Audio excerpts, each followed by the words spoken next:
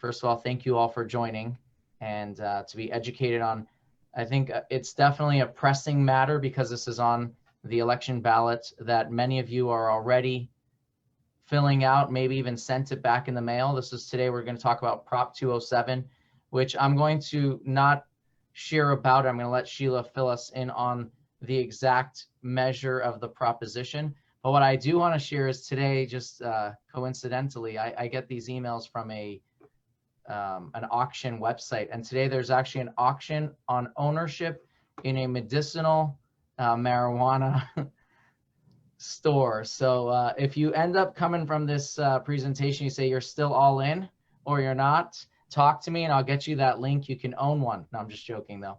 On a serious note though, this will be very informative, and I hope that you'll walk away with a better understanding of the proposition and what it means for ourselves, what it means for our generations, not just ourselves, but the generations that are younger than us, and as well what it means in the sense of where is the money going, what is the real impact on our state, not just in the sense of the legal impacts, but what do they really want us to not know and to know about the proposition. So I'm going to spotlight Sheila Polk, who is the Yavapai County Attorney. We're very honored that you're presenting for us today, and a thank you to the Robinsons from Prescott who connected us with you. And again, if you do have a question, please reserve those towards the end of the discussion or presentation. We'll have an opportunity to ask Sheila questions about it that maybe were addressed and weren't clear to you, or just other things that might be on your mind. So again, thank you. All right, good afternoon, everyone. It is my pleasure to have this opportunity to present to you on Proposition 207. As the rabbi said, I'm the Yavapai County Attorney, and in that capacity, I also chair our Yavapai County Substance Abuse Coalition. We work very closely with our area youth, and we also work with people who are in recovery. I am very much opposed to the legalization of marijuana. I'm going to go through this presentation, give you some of those reasons why, but I'm also very much opposed specifically to Proposition 207, which is on our November ballot. I work closely with the organization that statewide is trying to educate on the reasons why people should vote no. The organization is called Arizonans for Health and Public Safety. And we are working hard to spread the word about why you should vote no on Proposition 207. So I am sharing my screen, and I'm going to start this presentation. And how are we doing? Can everyone see my screen? Yes, you're good. Okay, good. I see good nods out there. Very good. What is Proposition 207? In one sentence, it is an initiative. It's a ballot initiative that will legalize a for-profit commercial and recreational marijuana industry in Arizona, and it will be on the November 3rd ballot, or it is. But I want to start with, this is, as the rabbi said, I'd like you to hold questions till the end. Usually are lots of questions, but I think I'll get some of them answered through this presentation. But as we go through, I did a few screens on knowledge check, because I want you to check your knowledge of what you think about marijuana with what marijuana really is today. And typically when I do these presentations, I say to people, I want you to forget everything you think you know about marijuana, because marijuana today is very different in lots of respects from the marijuana of the 60s, 70s, 80s, and even the 90s. The reason why it's so different is that prior to the year, to when states began legalizing recreational marijuana, medical marijuana for that matter, we really were talking only about the plant. Now with the legalization comes the ability to extract the one chemical in the marijuana plant that causes the mind-altering experience, and that's called the THC. But THC is one of over 400 chemicals in the marijuana plant. So you can imagine the marijuana plant, its potency by definition is limited in the plant. The potency, back in the 60s was about 1% THC. By the 90s, it had climbed to about 5% THC. marijuana extracts, which is the way a lot of marijuana is consumed today, its potency can be as high as 90% THC. So I'm going to start with this knowledge check, which is ask yourself, have you read Proposition 207? And that's what you're being asked to vote on. Yes or no, have you read it? I find in audiences that I present to, a few people have read it, but most people have not, because frankly, it is 17 pages of a lot of legalese. I have read it more times now than I can count. And each time I read it, something else jumps out at me. I think it is, it's very deceptive in many ways in the way that it is written. So they call it the Smart and Safe Initiative, but I would submit to you that it is neither smart nor safe. As I said, this is legalizing a for-profit commercial marijuana industry in Arizona. 17 pages of new laws. It is written and funded by Arizona's marijuana industry. And as I'll explain in a bit, it locks Arizona into bad public policy, because when voters create laws through the ballot process, through the initiative process, the legislature can't repeal it and they can't fix it. So here we go. Just 5 reasons why Arizona should oppose Prop 207. First of all, we know that marijuana is harmful to our kids. We know that legalized marijuana puts us all in more danger on our roads because of marijuana impaired drivers. It will destroy neighborhoods. It will have a negative impact on Arizona's economy. And as I was just explaining, if Arizona passes it, we cannot put this genie back in the bottle. The reason is that in Arizona's Constitution itself, we have a provision that says that laws that become laws through the initiative process, that the legislature cannot change, fix, repeal them unless they're doing it in such a way that, quote, furthers the purpose. So in other words, it's really difficult it's impossible to repeal and impossible to fix unless by a supermajority vote in the legislature, they can find that what they're doing furthers the purpose. Who is behind Prop 207? It is written and almost single-handedly funded by what I call big marijuana. Here's what big marijuana is. In the year 2010, Arizona legalized medical marijuana. And by the way, even if Prop 207 doesn't pass, we will still have our medical marijuana. But we legalized that in 2010.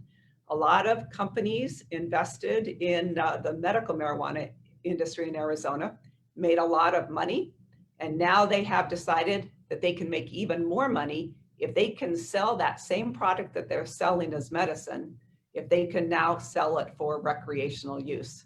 I'm sure you all agree with me that medicine is never for recreational use, but nonetheless, here we are. This is a screen that just shows you where the money for Prop 207 is coming from. 99% is coming from big marijuana corporations. Almost 70% is coming from 3 national big marijuana corporations that operate here in Arizona. Those are Harvest, which has given nearly 1.5 million. Harvest is one of the biggest marijuana companies operating in the United States, and they have about 16 marijuana medical dispensaries here in Arizona. Another company called Curaleaf and another company called Cresco Lab. Between those big 3, they have funded nearly 70% of Prop 207. We need to ask ourselves why. Why is big marijuana so interested in a commercial recreational marijuana industry in Arizona? Well, here's one of the reasons. Prop 207, by its language, does not limit how much marijuana companies will be able to grow, how much they'll be able to produce, to manufacture, and to sell. No limits on this industry in Arizona if Prop 207 passes. I want to review now with you what I see as the top problems with Prop 207. First of all, it creates a statutory right, a legal right to possess, use, and grow both marijuana and marijuana concentrates, and it will make it legal for anyone 21 years and over to possess up to 1 ounce. So here's another knowledge check for you. 1 ounce of marijuana is equivalent to 60 to 200 joints. True or false? Do you think that 1 ounce that a person will be allowed to possess and use is equivalent to as many as 200 joints? True or false? The answer is true. 1 ounce sounds like a little, but in reality, it's a lot. And here's another knowledge check. Because I told you Prop 207 creates a legal right to use and possess marijuana and marijuana concentrates. Do you know what a marijuana concentrate is? I told you a little bit in my introduction, but here's what marijuana looks like today. So most of us, when we think about the marijuana from the 60s, 70s, we think of that green leafy plant. With the legalization of marijuana came the ability to extract the THC, which is the mind-altering chemical, and create all these other products. So edibles are very, very big in the marijuana market. Gummies, candy, cookies, ice cream, coffee, lollipops. There's no end to what you can add the marijuana concentrate to. A lot of you, I'm sure, have heard about the edibles. A little less known is that vaping has become a very, very popular way to ingest or inhale marijuana. I think most of us are familiar with vaping nicotine, but that cartridge, that nicotine cartridge that goes into that vaping device is interchangeable. And the marijuana companies now sell marijuana cartridges. So a lot of times you may see someone out in public and you think they're vaping nicotine, they could be vaping marijuana, and there is no smell, so you wouldn't even necessarily know. And then really what I find to be the least understood or known way to consume marijuana is through what we call dabbing. Dabbing actually is very, very dangerous. It's super, super potent, but in the lower left-hand side of my screen, you just see blobs. There's a blob of crystal. There's a blob that looks kind of like, some dried liquid. Those are very potent marijuana extracts or marijuana resins. So this next video, I need to make sure I shared my screen appropriately, but I just want you all through this video to see what this dabbing is all about. So this man is going to show you how to dab, and I'm going to go to my screen optimize to make sure that you can see this. And here we go. I'm going to play it. The cameraman in the background. Guess I'm about to do this 2.7. A little bit of clear dropped on the paper, but. Okay, guys. Generate 1,000.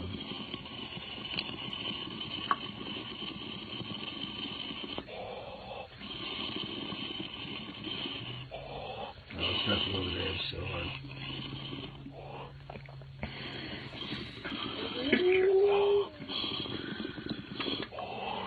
Now you can.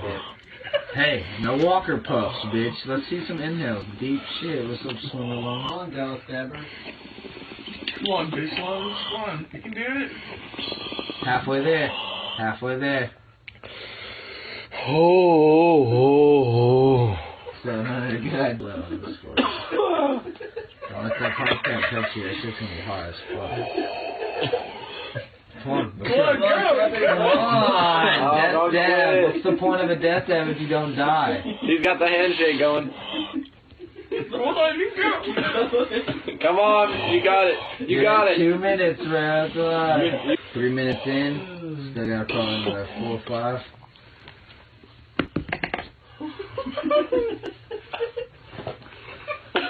The camera. So let's see. I'll go back to where I could see you. All right. I hope I was able to share that video successfully. I've seen some nodding heads. Good. Yeah. Good. You probably saw in that video the shaking of the hand.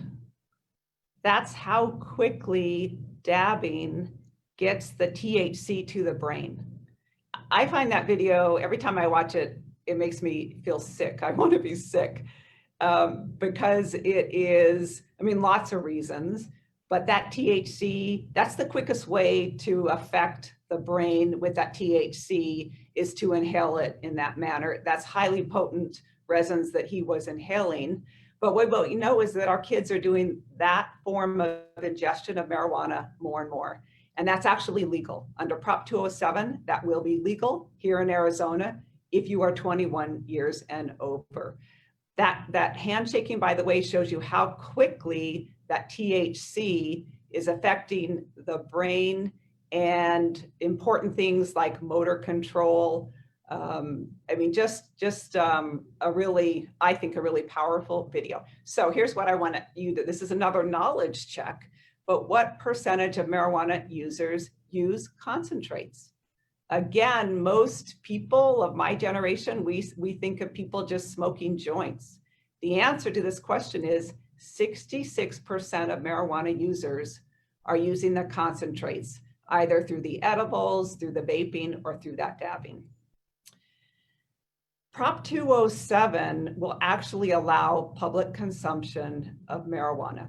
Now it bans smoking. And so when you hear proponents, you'll hear them talk about, well, you can't smoke in public. Again, most people, 66%, are using marijuana in other ways. So it will not prohibit the vaping, for example. It will not prohibit the edibles in public.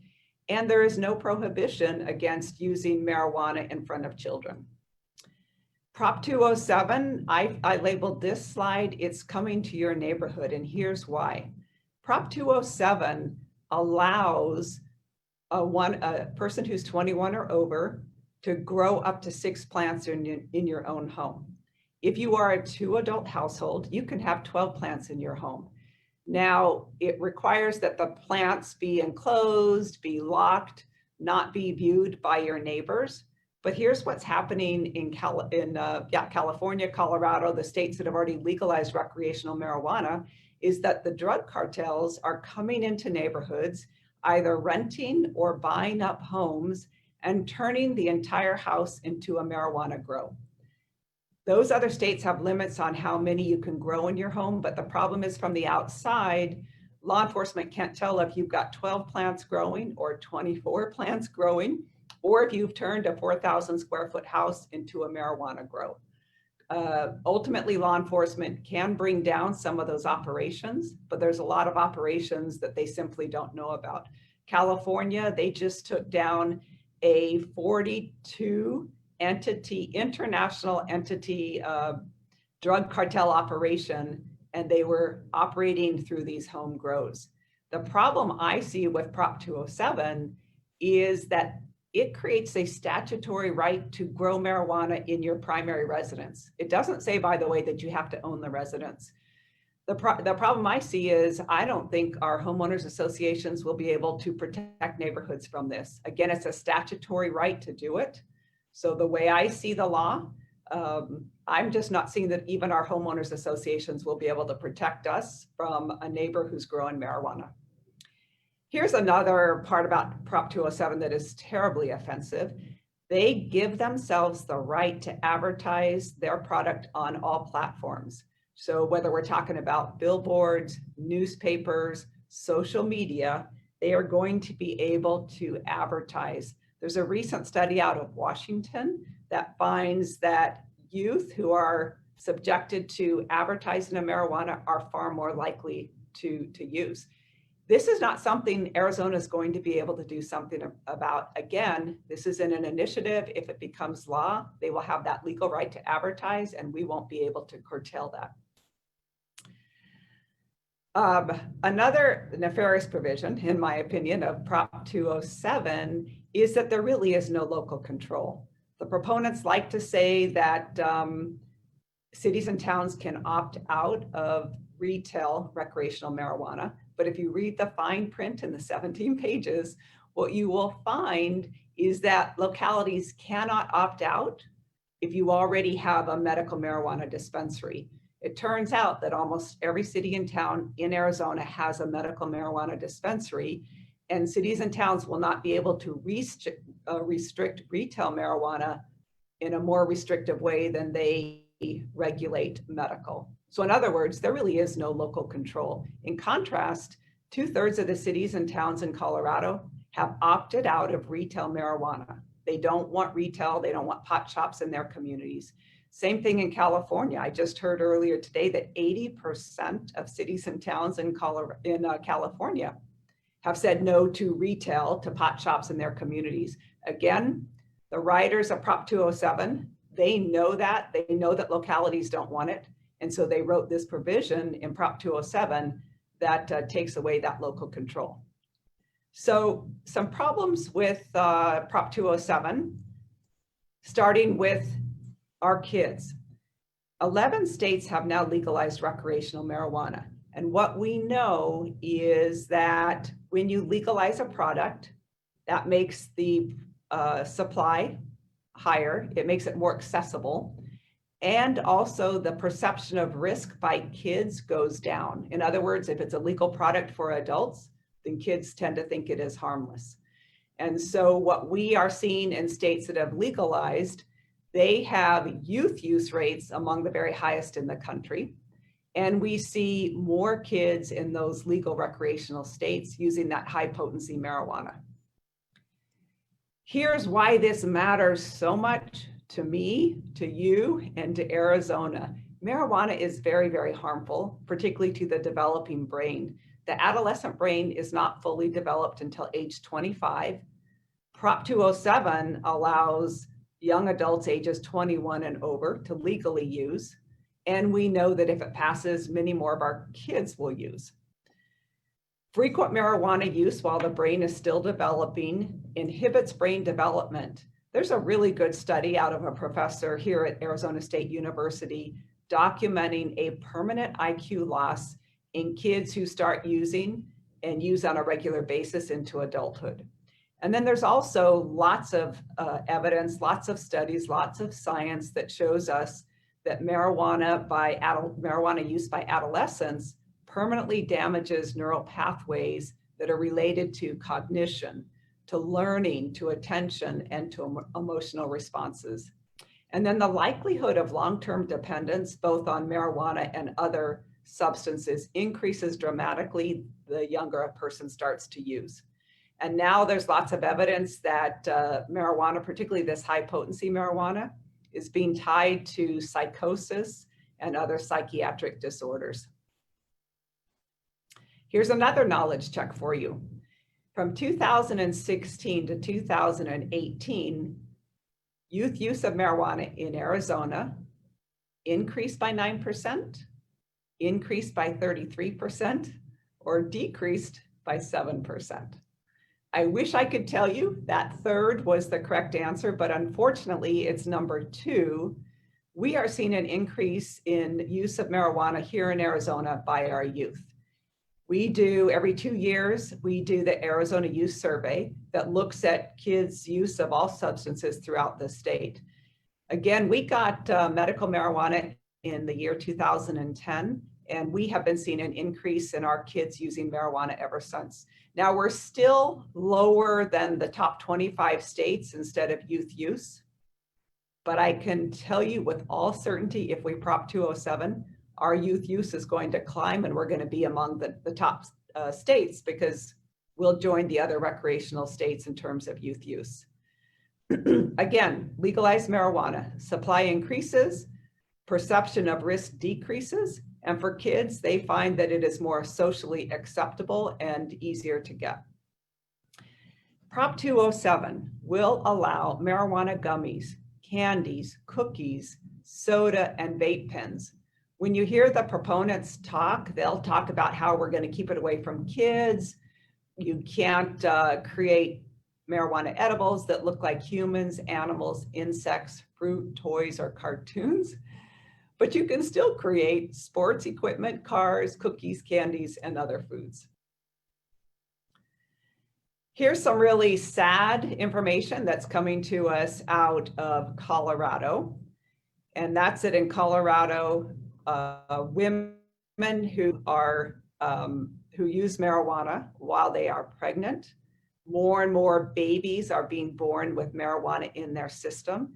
And there's one study out of Colorado that found that nearly half of the newborn babies in the hospital who were tested for THC after Colorado legalized recreational marijuana, they found that nearly half of those babies in that hospital tested were testing positive. You know, that to me is terribly sad when we look at the impact that drugs have on the developing baby inside the womb and then early childhood development. Here's another problem with Prop 207 is it creates a legal right to use. So a healthcare worker, a daycare center worker, someone who's working in a senior care facility, there is nothing to stop them from using marijuana on the weekend or Monday morning before they go to that facility. Now, at work, employers can still ban marijuana use, but detecting who is impaired on Monday morning or Tuesday morning or Wednesday morning before a tragedy happens is going to be very, very difficult. I want to talk now about the impact of Prop 207 on our roads. This is very disturbing to me. What we know, first of all, is that legalized marijuana in other states has resulted in far more marijuana impaired drivers on their roads. In Colorado, for example, the number of traffic fatalities where the driver is testing positive for marijuana doubled after legalization. Colorado did another study that found that 69% of marijuana users admit to driving stoned. And just so you know, when somebody has used marijuana, it impacts the brain's ability to process information, their perception of time, and their motor coordination. Almost 1/3 of Colorado users have admitting to driving stoned. I talked about traffic deaths increasing. And then in Washington, since legalization, daytime drivers testing positive for THC almost tripled after legalization. In Colorado, back in 2015, it was, and they legalized in 2012, by the way. In 2015, their stats were showing that more than 1 in 5 traffic deaths in Colorado were marijuana related. And then by the year 2018, every 2.5 days, someone in Colorado dies in a marijuana related traffic death. The problem with 207, in addition to legalizing marijuana, is that it actually weakens Arizona's DUI laws by removing a bright line standard for marijuana impairment that we have had in our law for many, many years. Additionally, there is no roadside breath test that's similar to the alcohol breath test to measure whether or not someone is impaired. Let's shift to our economy, because looking at the other states, it's clear that no state is better off with more of its residents stoned. No state is better off with legalized recreational marijuana. Again, this is not about equal opportunity in that marijuana industry. Prop 207 rewards the marijuana insiders. It creates a monopoly in favor of the existing medical marijuana businesses to get those lucrative marijuana retail licenses. And it allows medical marijuana businesses to transition from not-for-profit to for-profit operations. And then it allows those businesses to sell medical and recreational marijuana out of the same storefront. It also relaxes the medical marijuana regulations. So those, they're going to call them dual licensees. They won't have to have a medical director as part of their medical marijuana facility, and they won't have to comply with any medical marijuana regulations that are deemed to be unduly burdensome. Prop 207 creates a 16% marijuana tax, but it caps it at 16% regardless of what recreational marijuana is going to cost Arizona. Research across the 11 states that have legalized recreational marijuana has found that most states are not realizing that projected revenue.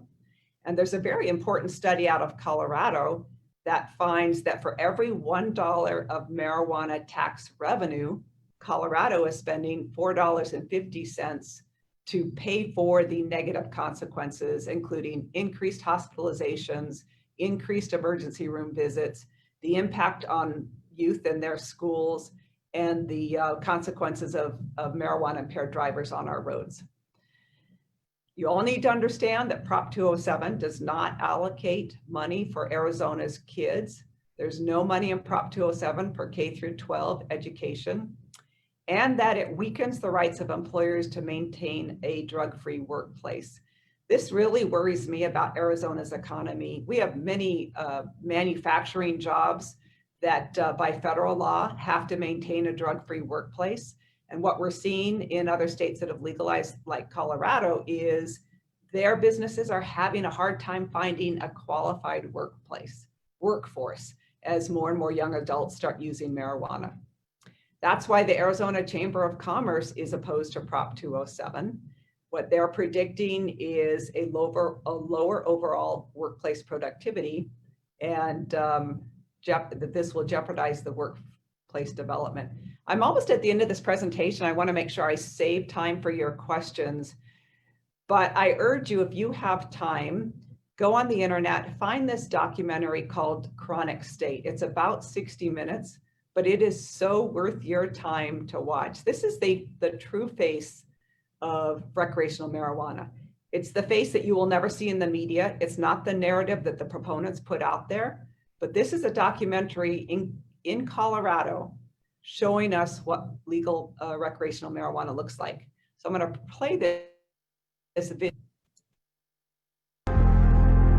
One of the things I think that was most shocking to a lot of people in Colorado was this huge growth in the homeless population. I couldn't believe it. On January 2nd, 2014, there was a line around the block to get into our agency for assistance. Really, there's a couple different groups we're talking about.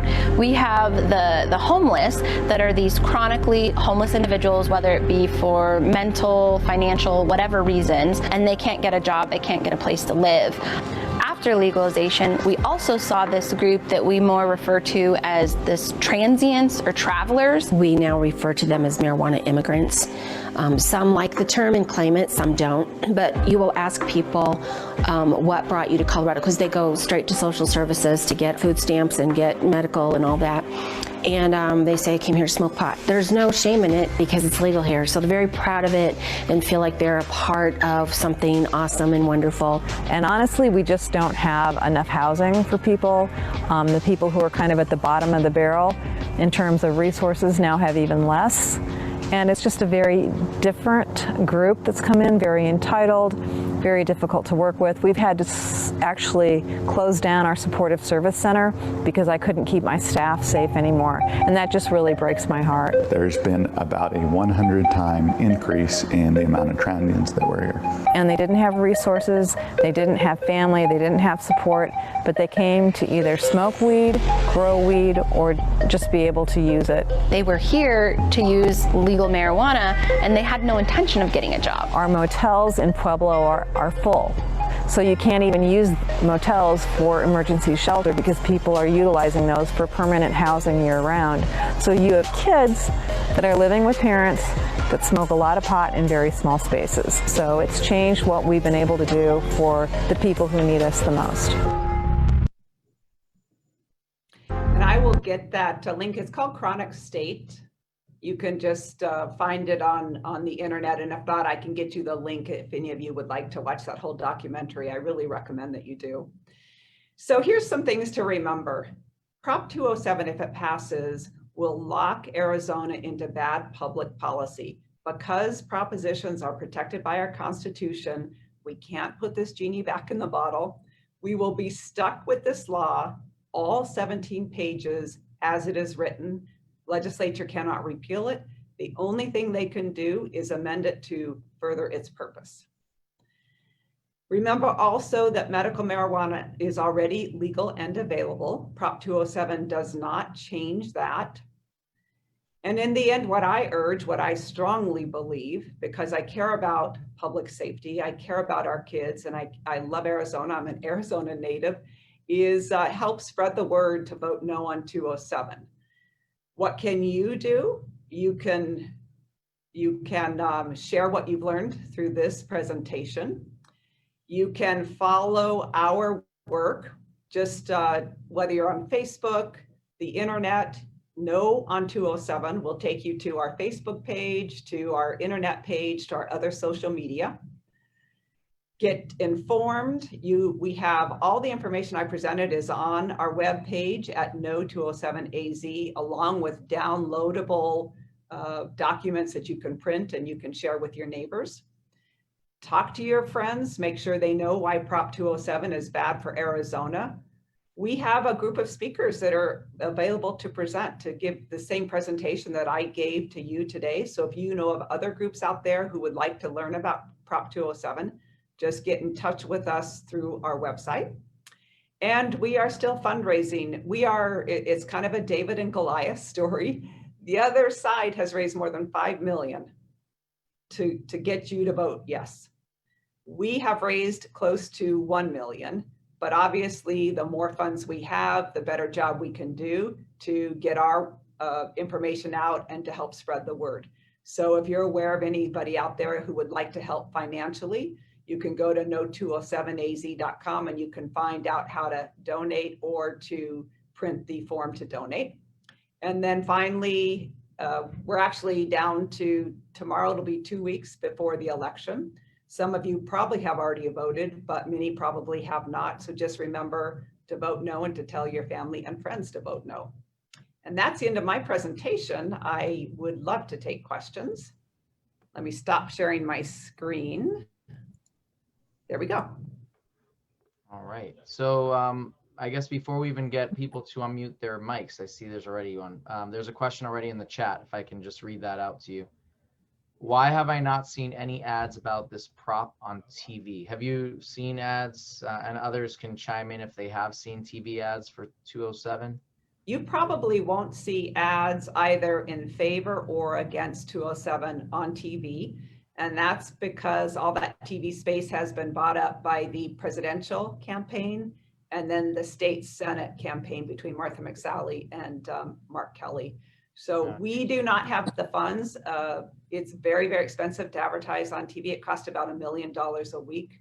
So even if even if space were available, we would not be able to afford it. The other side clearly can afford it, but we're being told that all of the space has already been purchased. Oh, that's a good answer. Jerry or Phyllis, I don't know which one of you have a question. No, I thought you, go ahead. Great presentation, Sheila. Thank you very much. Thank you. A great presentation. I have to tell you that I have not read 70 pages. I didn't have to read 70 pages. I have a retired partner who had a teenage son on marijuana and ultimately committed suicide. Pretty obvious how dangerous marijuana is. And unfortunately, too many people don't know that. Thank you for that comment. And I'll just share that story about the teenage son using marijuana and ultimately committing suicide is more common than people would believe. Very, very bad. I have a friend, same her son, marijuana, especially the high linked to psychosis and psychiatric disorders. There's actually a group called Mom Strong that across the nation now is uniting to share their stories of their kids lost to marijuana. Charlie, did you have a question? Charlie Gerson, did you have a question? Yes, I understand that the program here in Arizona was Arizona was backed by the conglomerate, should we say, of the conglomerate, the group that has backed the current program of medical marijuana, and that they've put in their bill that they will basically be the ones who control and limit the amount of new outlets for the sale of marijuana when this is approved. Is that correct? That is more or less correct. The the medical marijuana companies that made money in Arizona on medical marijuana have written and funded Prop 207. They give themselves a monopoly on the new retail or recreational licenses, the ability to sell. They also cap the number of retail shops that Arizona can have.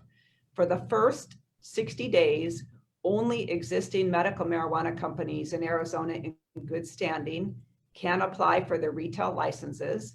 What they wrote into Prop 207 is that the licenses shall be awarded to them. And then after 60 days, then the remaining licenses are opened up.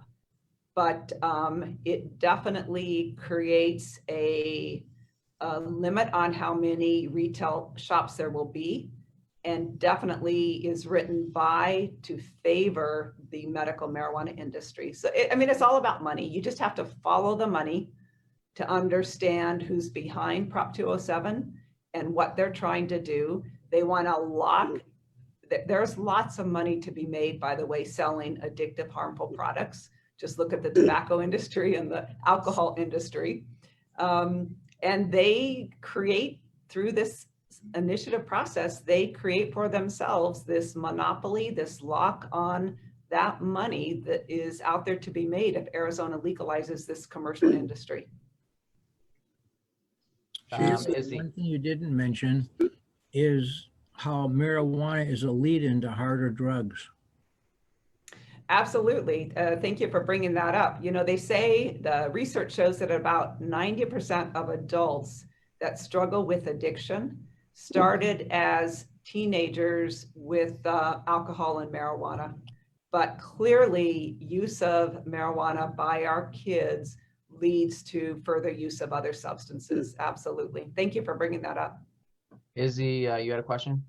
Sheila, in the proposition, it talks about the retail stores, whether they can open more or not. What about online sales directly to the public? Is there any restriction on that? You can go into Amazon and you can buy marijuana gummies easily. Right. I do know that medical marijuana in Arizona, they can certainly have websites and they can advertise. I don't really know what they do right now, but I know in Prop 207 that home deliveries will be allowed. So in other words, you could call up the marijuana shop, you could order your marijuana, and someone will drive into your neighborhood and deliver to your product. So what you're saying is, whichever way 207 goes, whether it's yes or no, there's really no restriction on purchases.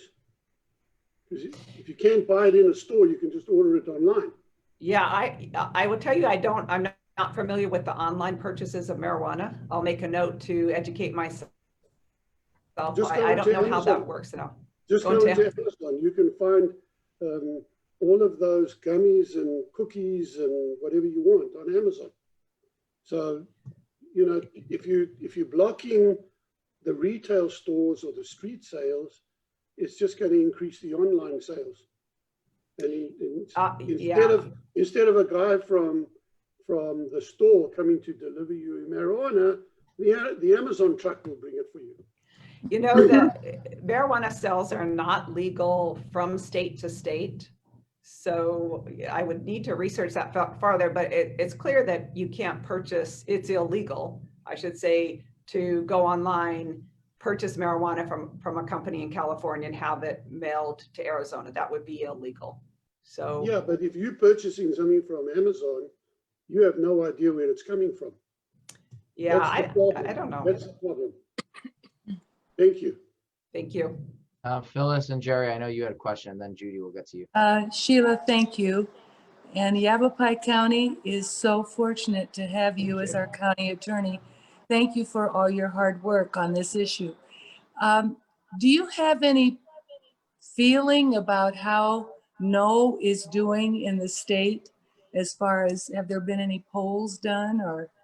Yes, there have been. A couple of weeks ago, there were 2 polls that were very, very encouraging. One came from a polling group called OH Predictive, and another came from a group called Monmouth University.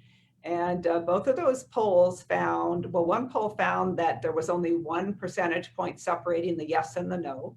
And then another point found that support for Prop 207 was only at 51%, which is great news for us, because if you are the proponent and you're going into an election and you only have 51% in polling, that's really bad news. So we were uplifted by those poll results.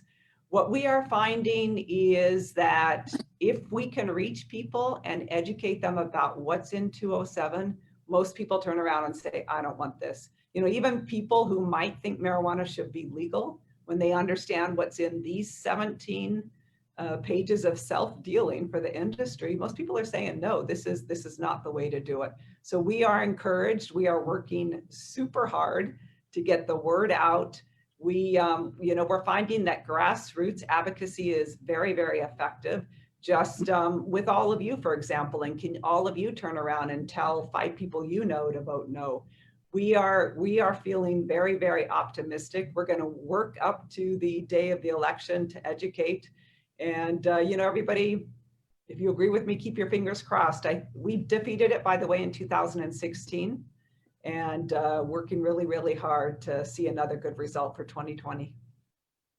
Thank you. You had a question. On your circle chart, Sheila, it showed Curaleaf was one of the companies. That sounds awful familiar to me. What else do they manufacture? You know, I encourage everyone to actually look into both Curaleaf and Harvest, because those are marijuana companies that operate in Arizona, and then they also operate in a lot of other states. And they're kind of in a race with each other to see who can become the wealthiest, the biggest marijuana producer. I'm not sure what else Curaleaf does. I recently saw that they were actually reprimanded by the one of our federal organizations. It was one of our federal organizations that regulates the safety of medicine, and they were reprimanded for representations that they were making about CBD, which is another extract that you can get from the marijuana plant. So I'm not sure why you would know them, but it's very interesting to go on the internet and read about these companies that are all about how to get rich. You know, how are they going to make money? I would have to Google it and find out, but I'm thinking that it was something to do with supplements that just didn't do anything that they were selling. I bet you're right. I bet you're right. So I'm a huge proponent of no on this proposition. I think it's just dreadful. This country has so many problems. We need every mind we can get. My cousin 50 years ago was killed by a drunk driver. And even today, so many years later, you still have drunk drivers on the road. They have cracked down somewhat on them, but they're still all over the place. I think the roads are so dangerous to begin with, and then to add another big, big layer of young drivers in particular that are impaired. And if 21-year-olds are going to be able to get it legally, then they're going to give it to the 17-year-olds. Very well said. You're exactly right. And also, it is psychologically addictive, and it's such a lack of socialization. It's just they're out of this world. They're not in dealing with people. They're just on their own in their little euphoria, and it's a real cop out on coping. And at 21, that's extremely dangerous, I think. Exactly. Thank you for that comment. Paula, has your organization done anything about publishing op-eds and editorials in like the Arizona Republic? We have submitted to the Arizona Republic. They haven't run our op-ed yet. We're hoping that they will. Interestingly, Rob, who is an editorial writer for the Arizona Republic, he has published 3 different opinions on why you should vote no on 207. So that's really good. I've had editorial published in local newspapers up here in Yavapai County. But we're doing our best to get some opinions out there. And if any of you know of any place where we can submit, we have tried to submit to every paper that we can identify in Arizona. What about the Jewish News? I will submit by 5 o'clock today. Oh, okay. I have a question, Sheila. If you could, let me back up and say, I'm a supporter of absolutely no, but I've come up against a lot of people who have said, oh, marijuana is going to come through anyway. People are going to use it. Just vote yes and let it be legal. I post a lot on Nextdoor. I'm very involved with local Scottsdale issues because we live in Scottsdale. I'm sure a lot of people on this Zoom are involved or read Nextdoor. Nextdoor reaches a lot of people, but you can only post properly if it's a local issue. This could be advertised as a local issue to our neighborhoods. If you could write up something that's very short and get it to definitely me, but others on this Zoom, and everybody posted it on Nextdoor, I bet we could get 5 people, each one of us, to change our votes, their votes to a no instead of a yes. But it's got to be done immediately because we were at the polls today and most people are shoving their ballots in as soon as they can. We've got to get those who haven't filled out their ballots yet. And this is a way to do it if we were all to get on Nextdoor. But it has to be written as a local issue, not a state or federal issue. I will get information to Rabbi Levi, and perhaps he can get it out to all of you then.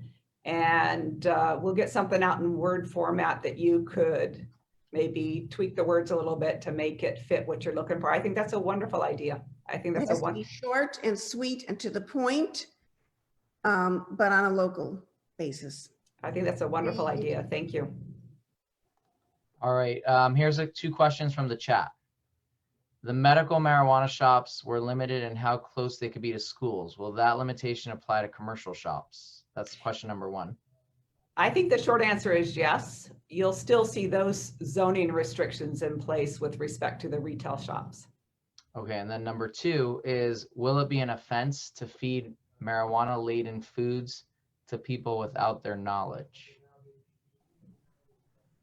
In other words, if it's not a drug anymore.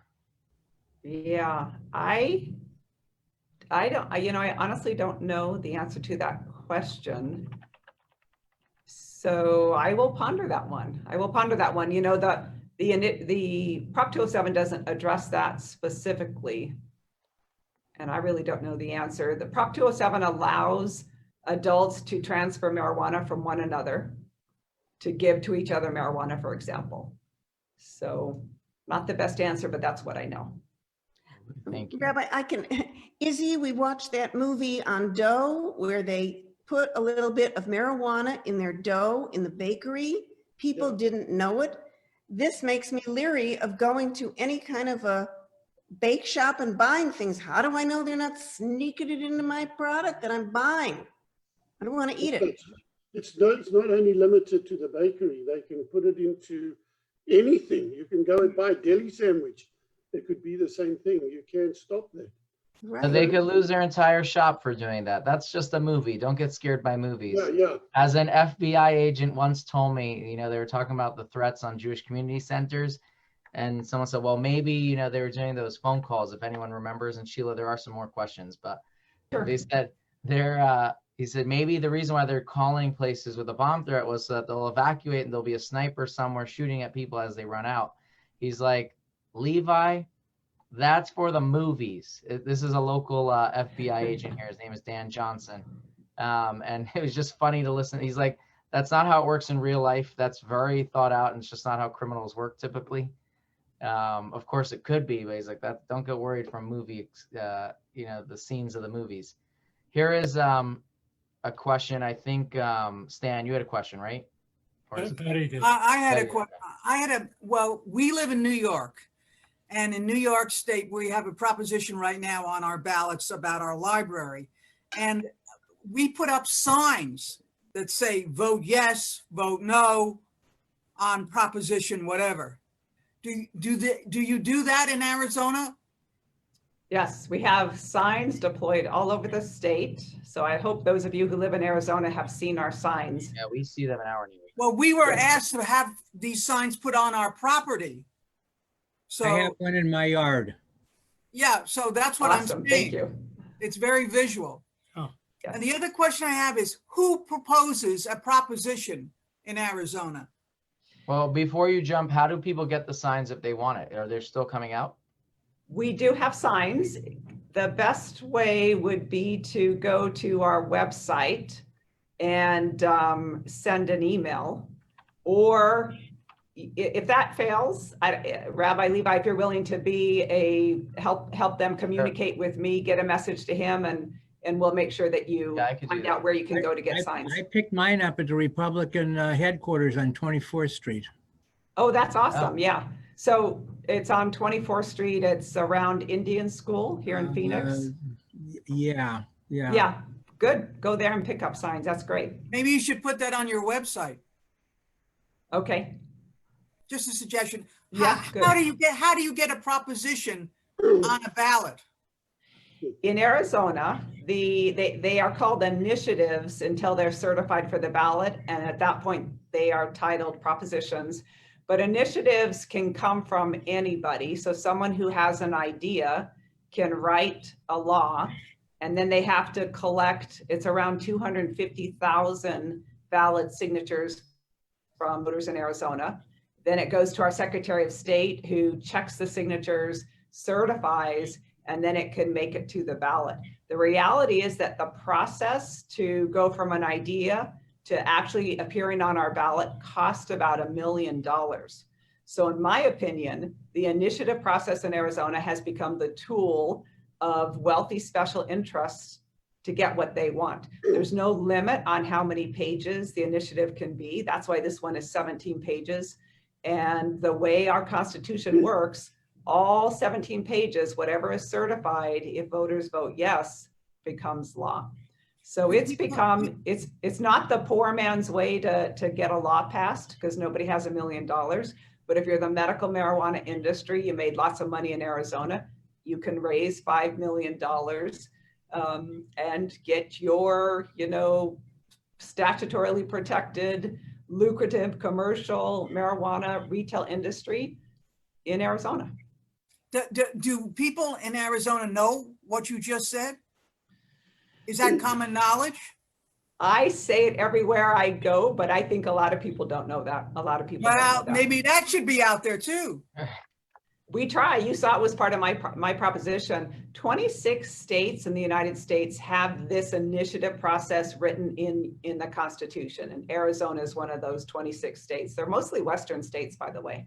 So that's why you see legal recreational marijuana on the ballot more often in Western states than you do in other states. Elaine, you had a question? No? So I actually, if you don't mind, do you mind if I ask a couple questions on the legal process questions? Please. Why do we make it that it's a 51%? Like, why aren't we sort of super majority on a proposition? Why is it so simple? I love that suggestion. Our Constitution right now just makes it a simple majority. Other states require more. Florida, for example, requires a 60% majority for an initiative to pass. I think, what I find is a lot of people don't know what they're voting on. And I think our initiative process would be healthier if we required a larger majority for it to pass into law. So I'm going to we'll get together after this election and we'll work on it. I'm curious, like, why do we make it so easy? I mean, if only 50% like it, why would we pass it?